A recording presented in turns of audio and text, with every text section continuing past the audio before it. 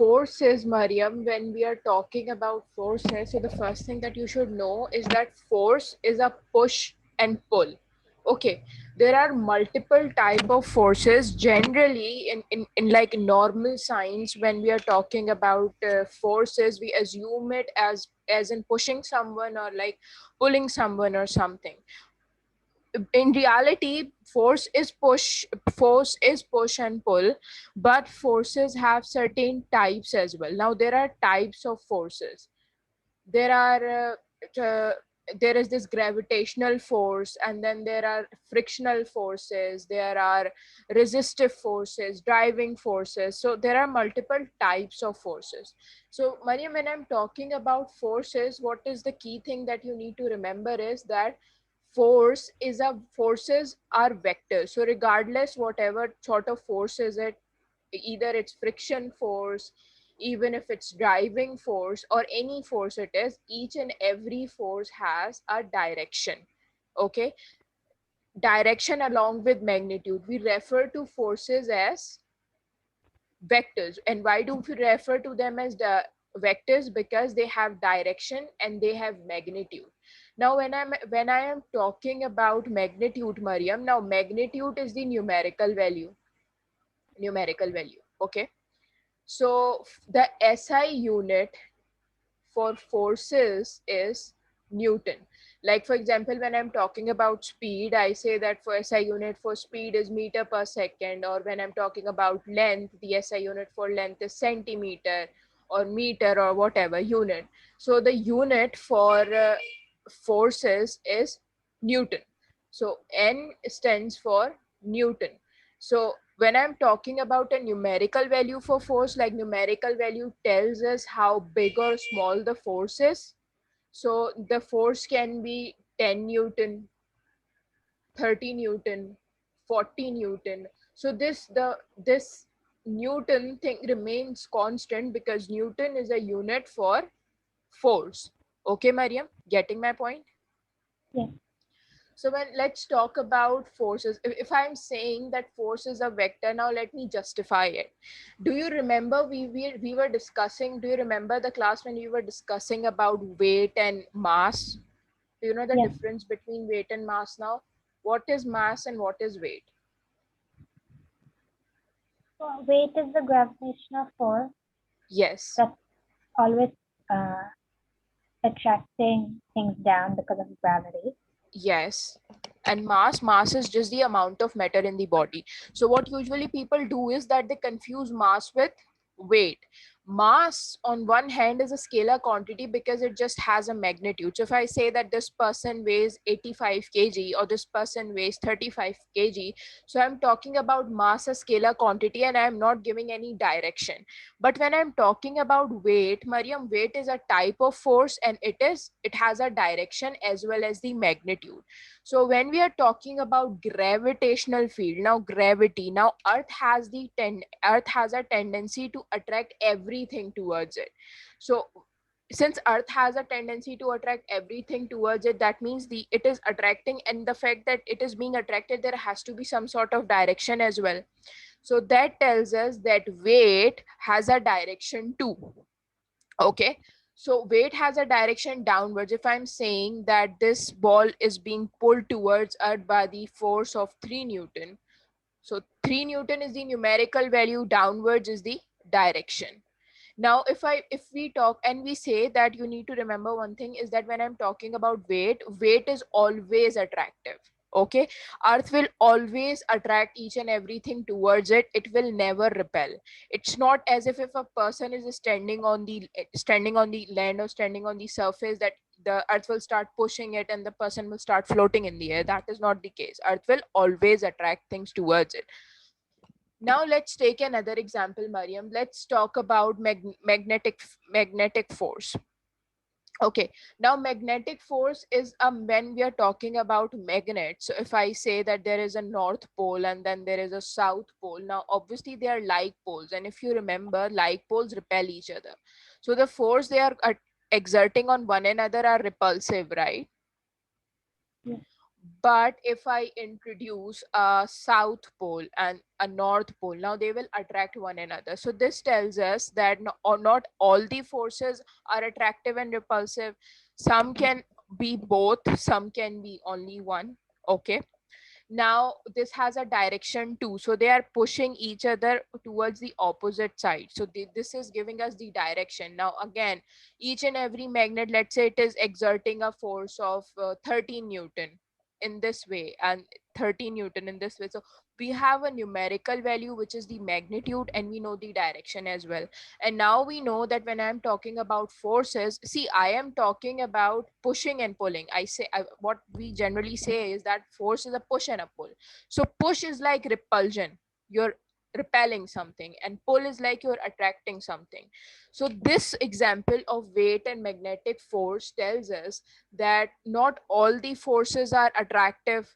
Now there are forces that can be both attractive and repulsive. Some forces are only attractive. Okay. Okay.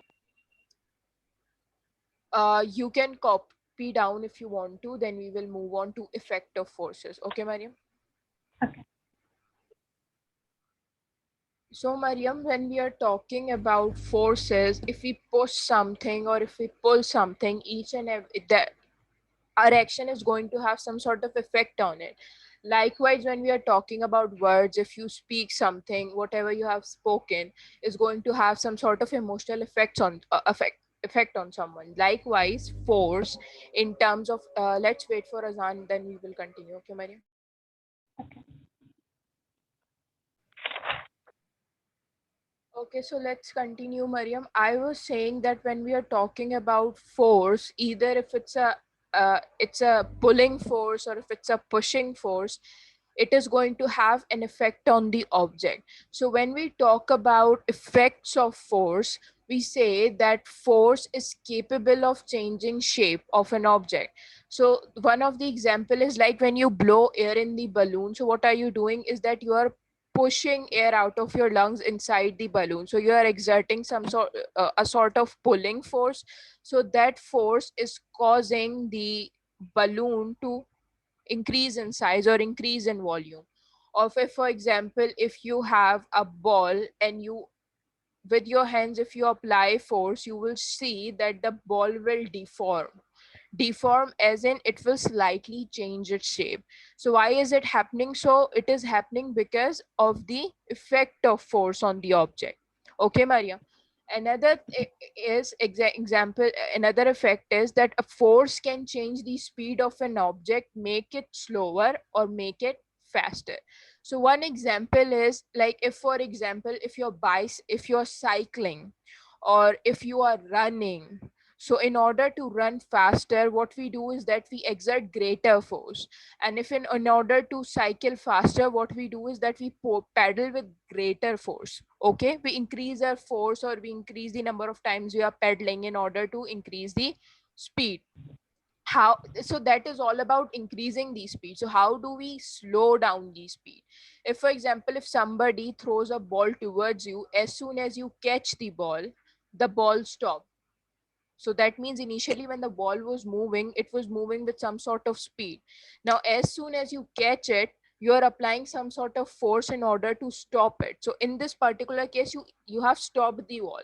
Or if for example, if a kid is running and you hold the kid or ask, forcefully ask the kid to slow down, the kid will start to walk instead of running. So that is what you are doing, is that you are decreasing the speed of the decreasing the speed of the kid. If for example, if when the driver who is driving the car wants to slow down the car, he applies the brake.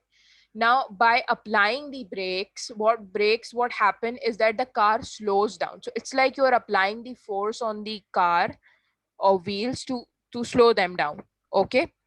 Now, force can also change the direction of the object. If, for example, when two people are playing table tennis, or when if you kick a ball, the direction of the ball changes. So that is that when these are the effects of forces. Now, if the force is capable of changing the shape, force is capable of changing the speed, force is capable of changing the direction, force is capable of stopping an object. Okay. Force is also capable of stopping an object and also making an stationary object move. Making stationary object move. So what is an example of making a stationary object move? If for example, if you have a ball in front of you and you kick it, initially the ball is stationary, it is not moving, but as soon as you kick it, as soon as you are applying the force, the ball starts to move. So so force is capable of changing shape, slowing down, increasing speed, changing the direction, making a stationary object move, or making a moving object stop. Okay, Maria, you can copy this down. Forces. One of the most common form of force that you might already be familiar with is frictional force, isn't it? Yes. Frictional force is like an opposing force. It opposes the motion.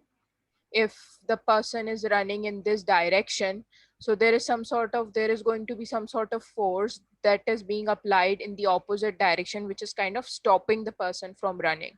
Okay, so when I'm talking about resistive force or frictional force, frictional is an opposing force, it is also known as resistive force.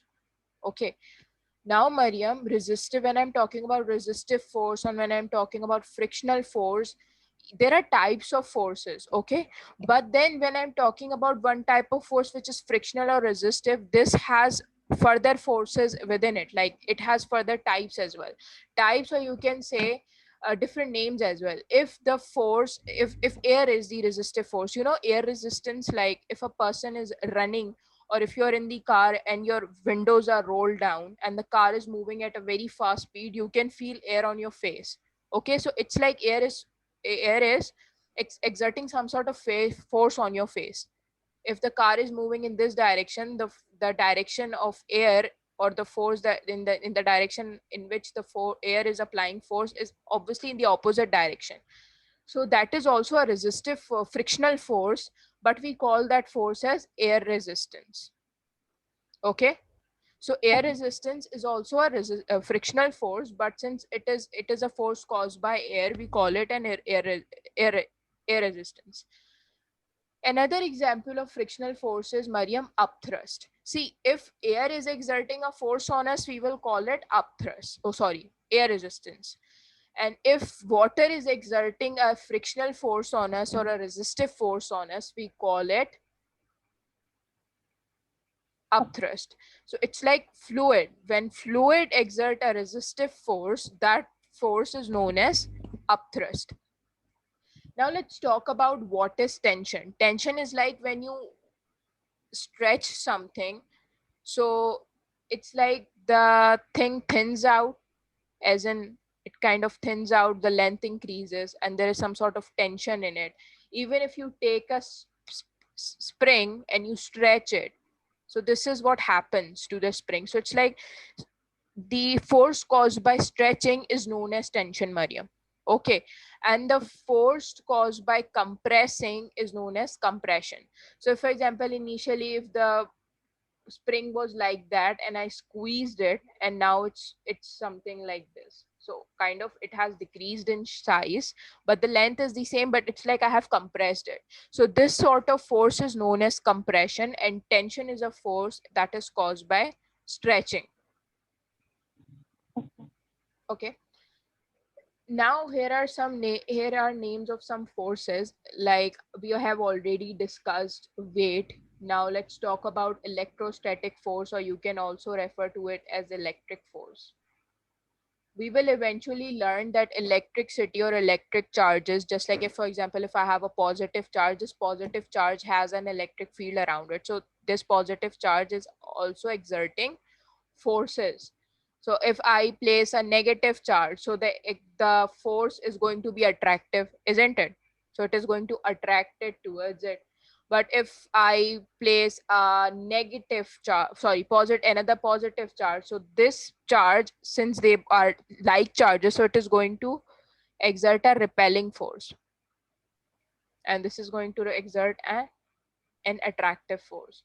So there are electric forces as well. We refer to them as electrostatic forces. Then there is thrust, there is air resistance, there is upthrust, there is compression, tension, and reaction force.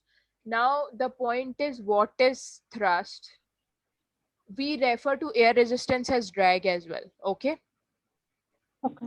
Upthrust is caused by fluids, and thrust is a force pushing on an object forward, such as force from a car engine. Thrust is like a driving force. Thrust is like a driving force. So, if for example, if I'm talking about a car and a car is moving in forward direction, if I want to make this car move in the forward direction, obviously the engine has to exert a force in this direction, isn't it? So, driving force is also known as thrust. Okay. If you are if you are running in forward direction and your body, you are exerting your body is exerting a force in a manner that is causing you to run in forward direction, so that is your body's thrust. So when I'm talking about upthrust is a resistive force caused by fluid, but thrust is like a driving force. Now driving doesn't literally means that you're driving a car. What do we mean by drive means to cause something. Okay.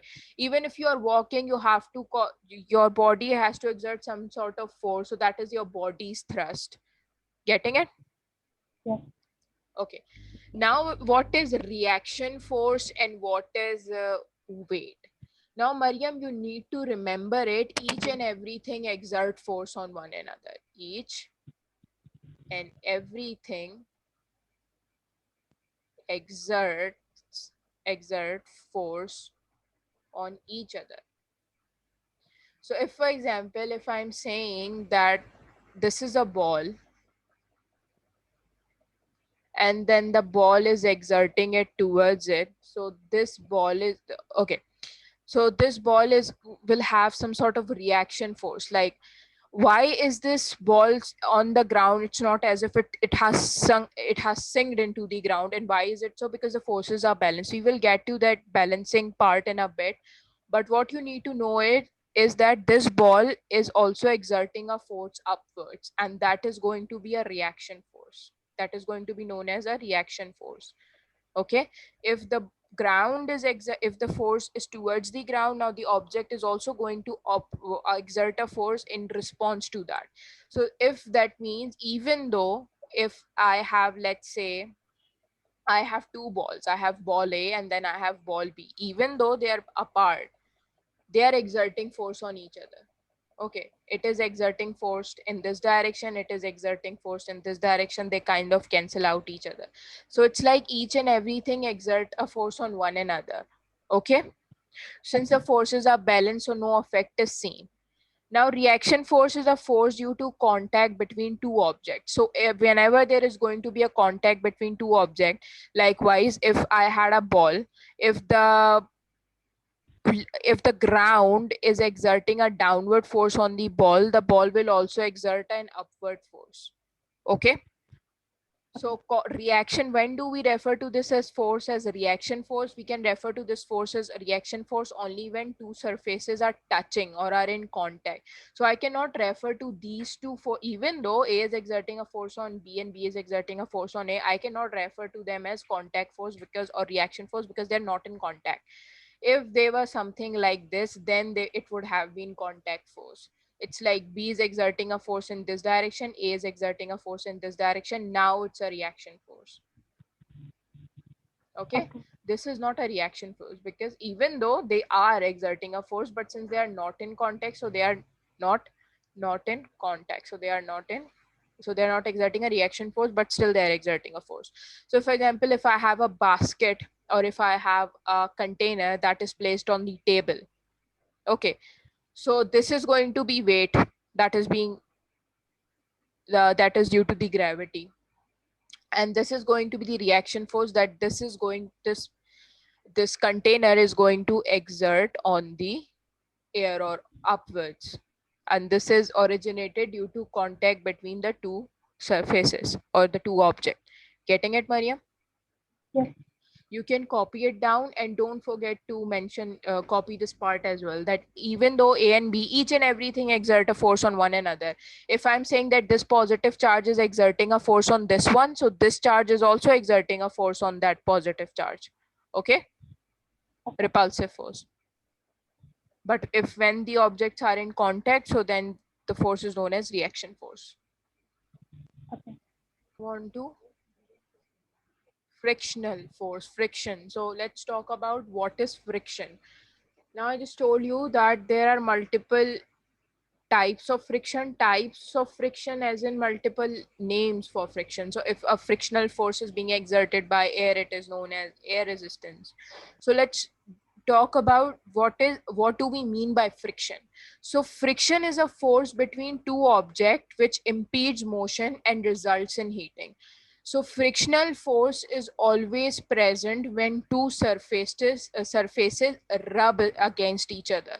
Now let's come when we talk about air resistance, Mariam, we an object, for example, an object is moving at a very fast speed.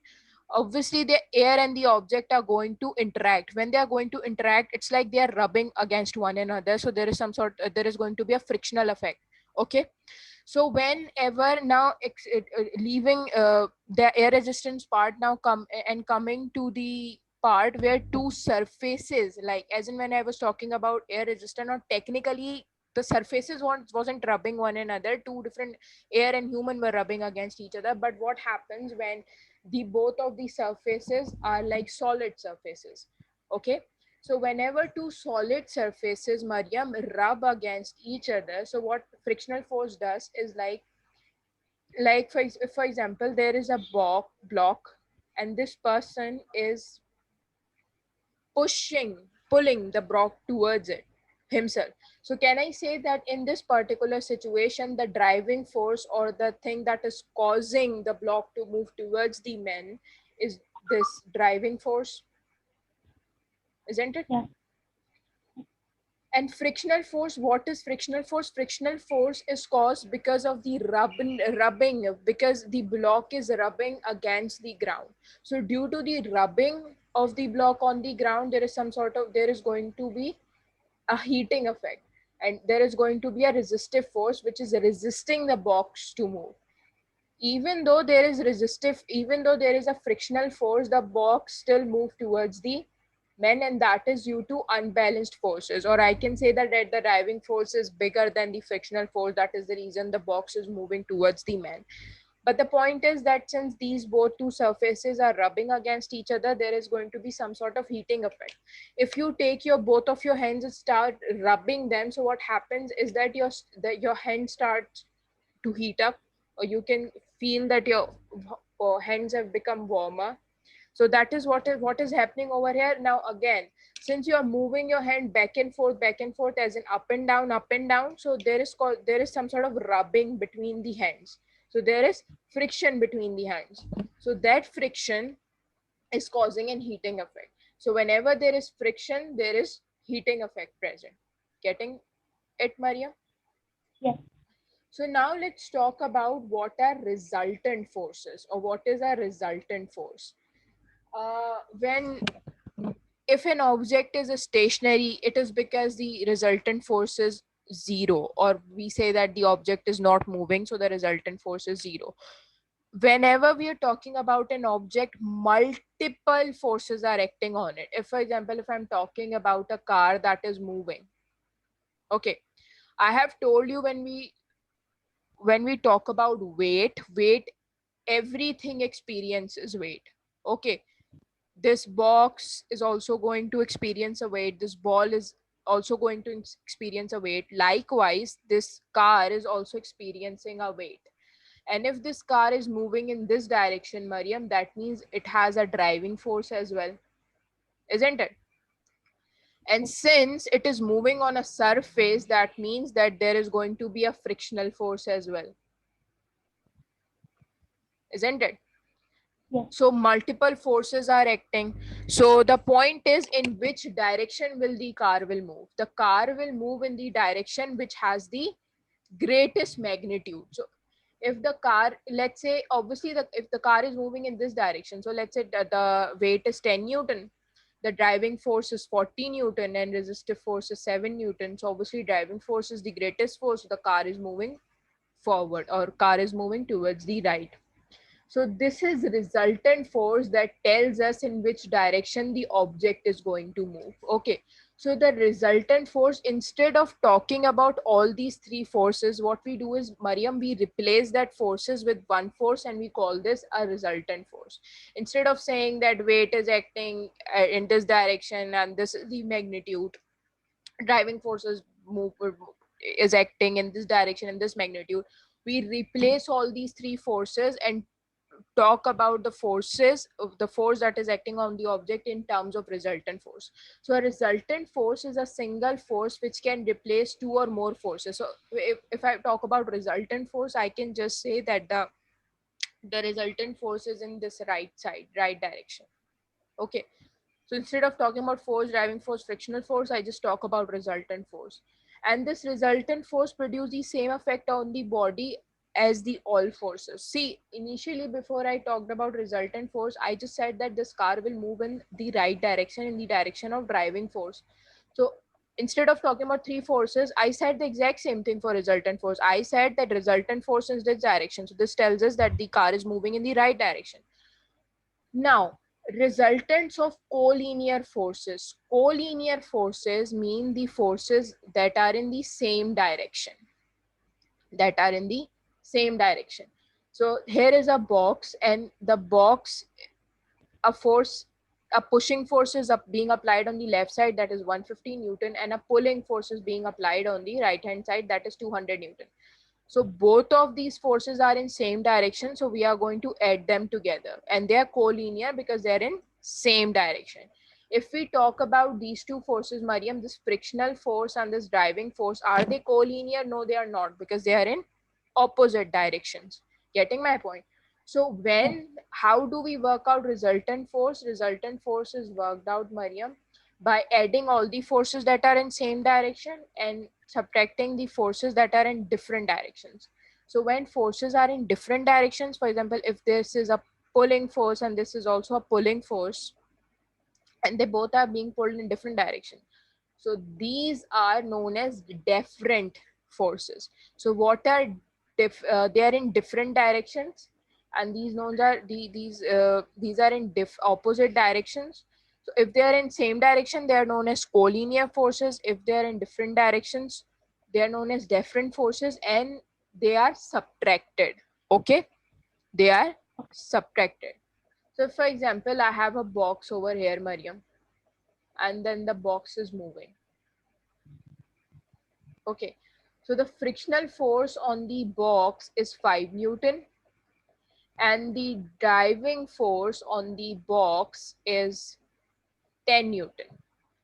And if I want to know the resultant force, I will say resultant force is equals to friction. Let me change the color. Wait a second.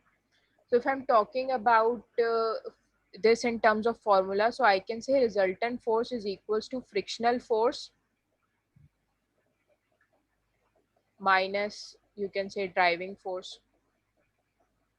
Okay, so applying this formula, what we will say for this box, instead of saying that the forces, driving force is this, or frictional force is this, I can just say that resultant force is equals to 10 minus 5, and my answer is 5 Newton. And obviously the direction would be indeed towards the driving force. So remember it, object moves in the direction of force that has a greater magnitude.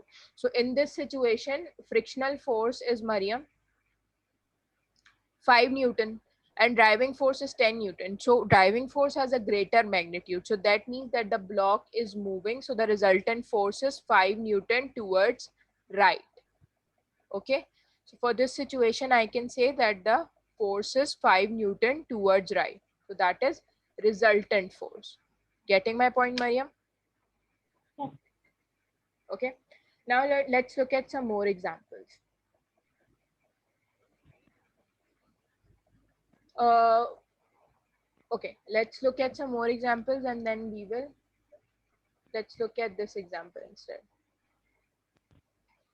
Then we will do rest of it in our next class.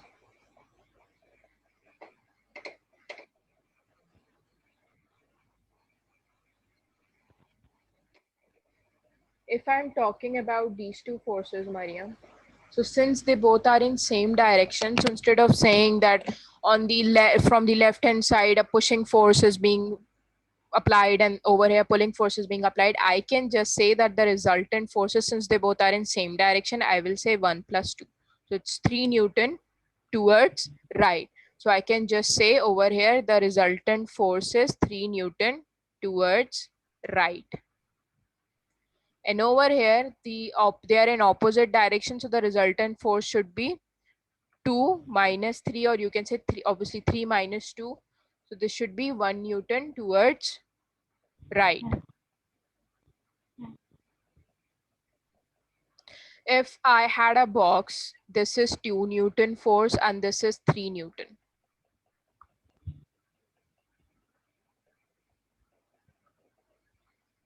So then the resultant force would have been, obviously these 3 and 3 would be added, so that means 6 minus 2, so the resultant force is 4 Newton towards right. Getting my point, Mariam? Yes. Copy this down. We will do it in further detail in our next class, inshallah. Okay.